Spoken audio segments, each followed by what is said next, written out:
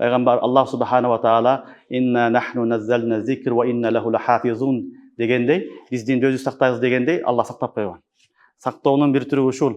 Аллах субханала ва таала Куран хадисти кимден кимге окуган, устазы ким, шагирди ким, бүт баардыгын сактап койгон. Тарых буга күбө. Ошондуктан Куран-ы Керимдин санаты бүт баардыгы машхур мутаватир санаттар. Мутаватир санаттар. Ошондой эле хадистердин дагы санаттары мутаватир машхур санаттар. Алхамдулилла, Аллах субханала ва таала силерге бизге насип кылып отурат. Ошондой чоң аулиялардын, чоң аалымдардын катарына кошулуп, ошолордун занжырына кошулуу бул чоң бакыт. Аларга кошулуп калуу биз андай эмеспиз. Иншалла Аллах субханала ва таала ошолордун берекети менен бизди бейиши киргизет деген чоң үмүттөбүз иншалла. Ошондуктан азыр Имам Бухари рахматуллахи алейхин ахыр китебин, ахыр хадисин окуганда ушул санатты окудук. Бул биздин устаз Шейхул Ислам Мухаммад Таки аль-Усмани хафизахуллахнын санады. Биздин устаз муфти Мухаммад Таки аль-Усмани хафизахуллах бул киши азыркы дүйнөдөгү, азыркы убактагы мужаддид. Өзгөчө фикхил муамалат, ушул экономика багытында, ислам багытында чоң аалым киши. Азыркы ислам дүйнөсүндөгү банктар, микрокредит банктары, башка бүт маселелерди хал кылган инсандардын башында турган адам ушул биздин устаз, сүйүктүү устазыбыз Шейхул Ислам Мухаммад Таки аль-Усмани хафизахуллах. Алла таала ал кишинин өмүрүнө, рызкысына береке берсин. Көптөгөн мусулмандарга пайдалуу кылсын. Ошол кишинин санатын азыр окудук. Эки санатты окудук. Бирөөсү өзүнүн атасы, азыр Хазрат айткандай, муфти Шафи сааб рахматуллахи алейхи атасы. Ал кишинин санаты менен кетти. Экинчиси дагы бир сүйүктүү устазы муфти Рашид Ахмад Людяни рахматуллахи алейхи. Экөө тең барып акыры Шахвалиулла Дехлеви рахматуллахи алейхи такалат. Шахвалиулла Дехлевиден кийинки санаттар бүт бар китептер жазылган. Андан барып Имам Бухариге барат. Имам Бухаринин санаты Имам Фарабри. Азыр окудуңар Имам Фарабри, Имам Бухаринин шагирти. Ошол Фарабринин нускасы ушул. Ушул аркылуу эмне кылдык? Имам Бухарига чейинки зинжирди биз окуп бүттүк. Алхамдулилла, бул эң чоң неамат. Андан кийин мен жалпы элге айтып кетейин дегеним, биздин медреселерде өзгөчө бир нерсе, биз балдарды 6 жыл, 7 жыл окугандан кийин акырында хадис окутабыз. Буну дагы түшүнүп алыш керек. Бул балдар буга чейин исламдын фандарынын бүт баарын окуган балдар. Нахвыны, сарфты, фикхты, усулу фикхты, акиданы, усулду, тафсирди, кыскасы илимдердин баардыгын окуп бүткөндөн кийин акырында хадис окушат. 1 жыл. Ушул давратул хадис деп айтылат ушуну. Сихай ситта деп коет, 6 сахих китеп окулунат. 6 эмес, балким 9 кутубу тис десе болот, 9 китеп окулунат. Ушул китептерди акырында окуйбуз. Окуп, балдарга биз уруксат беребиз. Ушул китептерди окугандан кийин бизде тартип Бухарадан келеткан тартиптен эми балдарга селде кийгизип, ага дуа берилет. Мына ушуну азыр Азиз Мирза дагы сөзүндө айтып кетти. Аябай сүйүнүп калдык. Селде кийгизүү биздин ата бабабыздан келеткан салт. Ушул тарика менен биз эмне кылабыз? Адам талабаларга дуа беребиз. Ошентип, муну айтканымдын себеби туугандар, кээ бир адамдар бар, азыр деле кээ бир адамдар айтып калат, хадис окусаң адашып кетесиң, хадис окусаң туура эмес багытка кетип каласың деген фикирдеги адамдар да жок эмес. Бирок булар чоң жаңылышууда. Хадис асл илим. Асл илим негизи Кур'ан менен хадис. Кур'ан менен хадистин магызы ушул фикх. Асл улум ал-Кур'анил Керим. Анын шархы ахадисур Расул саллаллаху алейхи ва саллям. Өгүз негизи уламалар айтат, медресени бүткөндө Кур'ан тафсир менен бүтүш керек дейт. Бирок Кур'ан матын болгондуктан биз эмне кылабыз? Матынды шархы зарыл, ошол шархтары хадис. Ошон үчүн биз хадистер менен бүтүрөбүз туугандар. Анан балдардын бүт бардыгы фикхти окуп бүткөндөн кийин, усул фикхти окугандан кийин хадистерди андан окутабыз. Эми бул бала эмне болот? Ошол окуган китебини кайра хадис менен окуп чыгат. Китабы тахараттан баштаган болсо, ошонун ар бирини кайра далилини хадисин окуп чыгат. Жөнөкөй эмес бул талабаларга окуткан устаздар, ушул устаздардын бардыгы ушул фикхтерди 10 жыл, 15 жыл окуткан адамдар. Ушул хидаяны 10 жыл, 15 жыл окуткан адамдар, устаздар, ушулар өздөрү эмне кылат? Ушулар хадисти окутат. Ошон үчүн бул өтө чоң неамат. Туугандар, акыркы 2 кылымда, акыркы 2 доор, 3 доордо хадис илимиге эмгек кылган адамдар ханафилер. Ханафи мазхабынын өзгөчөлүгү акыркы доордо Аллах субханала ва таала мухаддисиндерди ушулардан чыгарды. Канча китеп болсо, канча китепке шарт жазылган болсо, акыркы доордун инсандары ушул ханафи алымдары, өзгөчө Индиянын алымдары, Пакистандын алымдары ушулар менет кылды. Ушун үчүн Аллах субханала ва таала хадиске кызмат кылган үчүн Аллах таала булардын кадырын бийик кылып койду. Кадырын бийик дүйнөдө арабтар дагы баш ийгени себеби булар Расулуллах саллаллаху алейхи ва салламдын хадисине менет кылды. Ошон үчүн хадис окутуу бул бакыт туугандар. Бул кемситүү эмес, алсатуу эмес, бул терең илим берүү деп айтылат. Албетте хадисти азыркы тартипте эмес. Башынан эле окусаң, эчтеке окутпай эле, нахвы сарф окутпай эле, фик окутпай эле окусаң адашып калышы мүмкүн. Же хадисти өзү устазы жок окуган болсо адашып калышы мүмкүн. Бирок устаздардын астында окуган болсо, анын илими дагы терең болот, анын түшүнүгү дагы терең болот, анын не болот? Ханафи мазхабка болгон мухаббаты дагы ашат. Себеби азыркы учурда уламалар дагы хадисти ушундай кылып түзгөн, дини алымдары аны окуган сайын Абу Ханифа рахматуллахи алейхин ушунчалык чоң факih экенин билебиз. Ушунчалык чоң факih экенин билебиз. Себеби бир хадисти алат, бирөөнү албайт, эмнеге алды, эмнеге албады, башка мазхабтардын көз карашы кандай, бүт бардыгын бир тафсир баянданат. Ошон үчүн туугандар, бул азыркы сабагыбыз жөнөкөй эмес. Асаххул кутуб ба'да китабилlah. Кур'ан-ы Каримден кийинки эң чоң китеп, эң сахих китеп Имам Бухари рахматуллахи алейхин ахыркы сабагын окуп атабыз. Ошон үчүн окуп аткан ата-энелер дагы, сиздер дагы шерек болуп калыптырсыздар иншалла. Бул сабак баарыбызга. Имам Бухари рахматуллахи алейх ушул китепти жазып, китебини баштаганда китабы таухид менен баштаган, иман менен баштаган. Иман менен баштап, китебин ахырын бүтүргөндө китабы таухид менен бүтүрүп атат. Мына китабы таухиддин 58-бабы эң ахыркы хадис. Ушул менен биз китепти аяктап атабыз. Бул жерде Имам Бухари рахматуллахи алейх эмне деп атат? Асыл, эң негизги нерсе иман деп атат. Асыл иман. Ошон үчүн китабы иман менен баштады, ахырында да китабы таухид иман менен бүтүрүп атат. Дүйнөдөгү эң негизги нерсе некен? Бул асыл иман. Ошон үчүн эй мусулман, эй талап илим, иманыңды сакта, иманыңа бекем бол деген магызда насаат кылып атат бизге, ахырында дагы китабы таухид менен. Өзгөчө Имам Бухари рахматуллахи алейх китабы таухид ар бир китептерде ар бир адашып калган фиркаларды да баяндайт. Ушул бапта негизги максаты муътазилаларга рат болуп атат. Муътазила деген жамаат бар, адашкан коом азыр жок. Кудайга шүгүр. Ошолордун туура эмес акыйдасыны дагы Имам Бухари рахматуллахи алейх ушул китептин ичинде кичинекей сөздөр менен камтып кеткен. Ошон үчүн бул китеп жөнөкөй китеп эмес, бул китеп акыйданын да китеби, хадистин да китеби, тафсирдин да китеби, фикхтин да китеби. Буга бүт бардык илим болбосо адам адашып калышы мүмкүн. Бирок бардыгын окугандан кийин окуса, бул анын үчүн неамат болот. Анын үчүн чоң берекет деп ишенебиз иншалла. Ошого бүгүнкү сабагыбызды баштайбыз иншалла. Биринчи хадистен алдын Имам Бухари рахматуллахи алейх бабы каулиллах ва назаул мавазин ал-қист ли-яумил қияма деген аятты алып келди. Имам Бухари бир гана хадистин эле хафиз эмес, Куранды да хафизде.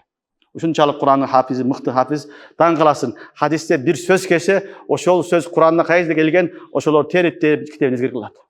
Бул деген сөз Куран менен хадис айкашып турат, бири-бирине толуктап турат деген нерсе. Эч качан бири-бирине карама каршы келбейт. Мына ушуну айтып атат. Ва назаул мавазин ал-қист ли-яумил қияма. Албетте кыямат күнү болгондо биз адилеттүү таразыны кайым кылабыз, адилеттүү таразыны алып келебиз дейт. Демек туугандар, жашоо акыры барып бүтөт. Бир күн бүтөт. Анан ошол күнү эсеп китеп болот. Махшар майданында чоң бир окуя болот, ал эсеп китеп. Эсеп китеп хак. Бул дүйнөдө жашап атабыз 10 жыл, 15 жыл, 80 жыл, 90 жыл, акырын бир күн келип дүйнөдөн кетебиз. Баарыбыз кетебиз. Эртең баргандан кийин махшар деген майдан болот. Махшар майдандагы эң чоң окуя, эң чоң нерсе ушул мизан болот, таразы болот, эсеп китеп болот. Мына ушул таразы, эсеп китеп бар экен, чын экендигини Куран-ы Каримде Аллах Таала өзү айтып атат: "Ва назаул мавазин ал-қист ли-яумил қияма." Кыямат күнү болгондо адилеттүү таразаны биз алып келип коебуз деп атат. Аллах Таалам кадиреде тараза койбостон туруп, кимди дозокко каласа дозокко, кимди каласа бешикке айдап койсо да кадыр. Эч ким сурабайт. Бирок Аллах субхана ва таала адилеттүүлүгүнү көрсөтүш үчүн, элге көрсөтүш үчүн ошо таразаны коюп коет. Тараза биз үчүн. Болбосом ким кандай экендигини Аллах субхана ва таала билет. Алимул гайб ва шахада. Ошол жерде Аллах субхана ва таала биз адилеттүү таразыны коебуз дейт. Ал таразы коюлат, таразы койгондон кийин ар бир адамдын амалы өлчүлөт. Ва назаул мавазин деп атат. Мавазин мизандын жамы. Көптүктүрү. Демек уламалар айтат, таразылар көп болот дейт. Бир жамаат айтат, көп таразы болот. Кээ-бирлер айтат, ар бир адам үчүн өзүнүн таразасы болот дейт. Кээ-бир уламалар айтат, ар бир амалдын өзүнүн таразасы болот дейт. Мисалы бүгүнкү күндө сүт алам десең таразасы башка, таш алам десең башка, алтын алам десең башка, ар бир нерсенин өзүнүн таразасы бар. Ошол үчүн ар бир амалдын өзүнчө таразасы болот дегендер да бар. Бирок экинчи бир жамаат жумхур уламалар айтат, бул мавазин жам эмес, жам болгон менен бир эле тараза болот дейт. Ал ушунчалык чоң болот, ошол чоң болгон үчүн аны жам сыйгасы менен Кур'ан-ы Каримде Алла Таала баяндады дейт. Хадистерде келет, Расулуллах саллаллаху алейхи ва саллям айтат, тараза ушунчалык чоң, мынау 7 кабат асманды, 7 кабат жерди баарын салсаң батып кетет. Баары батат. Ушунчалык чоң таразы болот. Аллах субханаху ва таала ошол таразанын астына алып келип, ошол жерге эмне кылат дейт? Бизге амалыбызды алып келип коет дейт. Демек туугандар, негизги нерсе ошол таразанын астында бактылуу болуу. Ошол жерде бактылуу болгон болсо, ошол адам бактылуу. Хадисте келет, Тирмизиде bir rivayet келет, Расулуллах саллаллаху алейхи ва салламдан bir адам сурайт, bir сахаби. Я Расулаллах, менин 2 кулум бар дейт. Экөө баш ийбейт дейт. Тоң моюн, башым ийбейт, айтканымды кылбайт. Кээде урушамын, сөгүп коёмун, урушуп коёмун, кээде уруп да коёмун. Не болот дегенде, Расулуллах саллаллаху алейхи ва саллям айтат, эгерде сени сөккөнүң, тилдеген, урганың, анын кылган амалдан азыраак болсо, анда сен жакшылык кылсаң сага эчтеке күнөө болбойт деген. Эгерде сен анын жазалаганың, жазаң, тигинин кылган кылмышынан көбүрөөк болсо, ага эсеп китеп болот деген. Кийин пайгамбарыбыз айткан саллаллаху алейхи ва саллям, билесиңби, Алла Тааланын сөзүн окугансыңбы деп Кур'анда айткан, "Ва назаул мавазинал қист лияумил қияма." Кыямат күнү тараза коюлат, адилеттүү тараза коюлат деген. Дегенде баягы сахаба айткан, "Я Расулаллах, анда кутулуш кыйын экен, экөөнүн тең Алла үчүн азат кылдым" деген. Азат кылдым деген. Ошол үчүн туугандар, ар бир кыймыл аракетибиз жазылып атат, ар бир нерсе жазылып атат, ошолорго да кыямат күнү жооп беребиз. Хадистерде келет, ошол таразынын астында Аллах субханаху ва таала бир фериштени коет. Чоң бир фериште турат. Ар бир адамды таразага алып келет. Анын иши ошол. Алып келип, таразага тартып, жакшы амалдары көп болгон болсо, Аллах субханаху ва таала баягы элан кылат фериште. Мынау бенде бактылуу болду, ийгиликтүү өттү сыноодон. Эми бул бактылуу, түбөлүккө бактылуу, эч качан бактысыз болбойт деп элан кылат. Чыныгы бактылуулук ошол туугандар. Ошол элан кылгандан кийин, "Ва фузту ва рабби Каба." Кабанын Раббисине калсам, ошондо бактылуу болобуз. Элан болду, тараздан өттүң, эми Аллах субханаху ва таала бактылуу кылса, ошол эң чоң бакыт. Мына ошол айтат, эми мен бул бактылуу болду, тараздан өттү, эч качан эми кор болбойт дейт.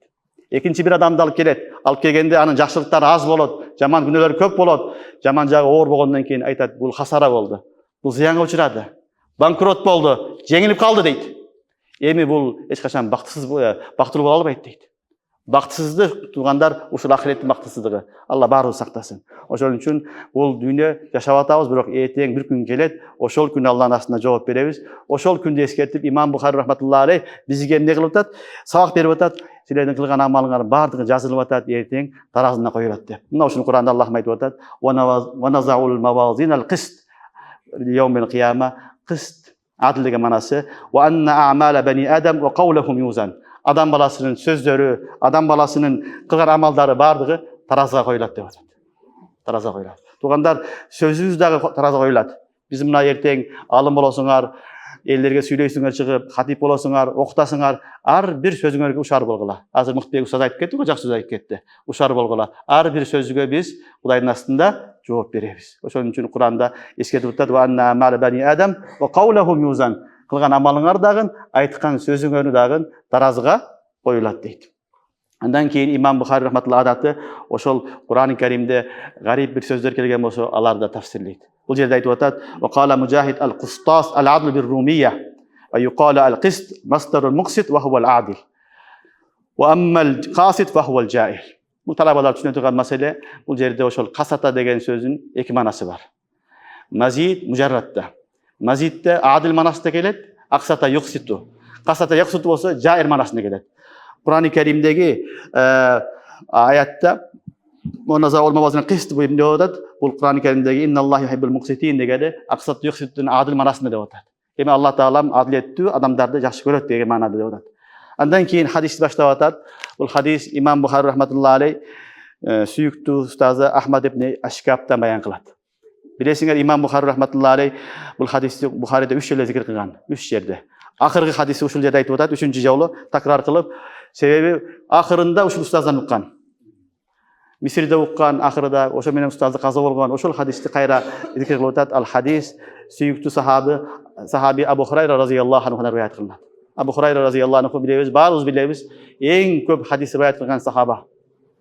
Sahabaların içindeki en köp rivayet kılgan adam 5344 hadis rivayet kılat.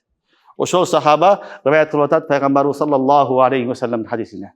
Resulullah sallallahu aleyhi ve sellem aytat: "Kelimatan habibatan iler rahman, hafifatan alel lisan, sakilatan fil mizan, subhanallahi ve bihamdihi, subhanallahil azim."